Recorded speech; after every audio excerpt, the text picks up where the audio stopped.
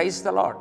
యేసుక్రీస్తు దివ్యనామంలో ఉదయకాల సమయంలో కార్యక్రమం వీక్షించుచున్న మీ అందరికీ నా హృదయపూర్వక వందనాలు తెలియజేస్తున్నాను. దేవుని బిడ్డలారా, బాగున్నారా? ఉదయకాల సమయంలో ఏం బాగున్నామో ఏమో, అన్ని భారాల మధ్యలో సతమతమైపోతున్నాం. పాప భారం, పనుల భారం, వ్యాజ్య భారం, అప్పుల భారం, వ్యాధుల భారం, భయంకరమైనటువంటి భారాలలో సతమతమైపోతున్నాం. ఇంకెలా బాగుండగలం అని మీరు ఒకవేళ నేను బాగున్నారా అని అడిగితే ఆ జవాబు ఇచ్చే పరిస్థితిలో ఉన్నారా? దేవుని బిడ్డలారా, ఈ భారాలన్నీ ఏదో ఒక భారములో మానవుడు చిక్కుకొనుట వాస్తవమే.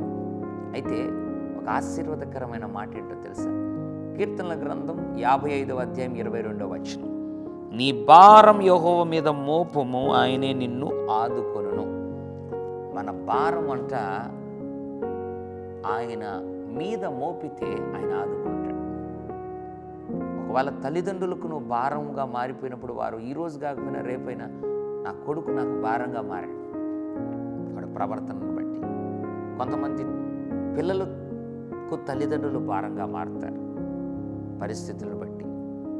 ఏది ఏమైనా ఈ లోకములో ఎవరికి మనం ఎప్పుడు భారమైనా కూడా దేవునికి ఎప్పుడు భారం కానే కాం. పైగా భారం మోపమంటున్నాడు, మోపిన ఎడల ఆదుకుంటాను అంటున్నాడు.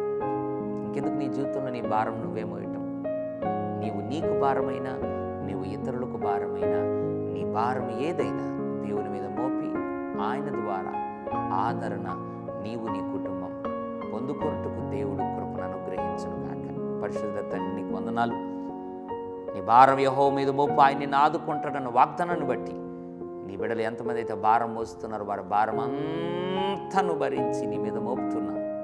భరించి ఆదుకోమని యేసు నామములో ప్రార్థిస్తున్నాం తండ్రి. ఆమేన్. God bless you.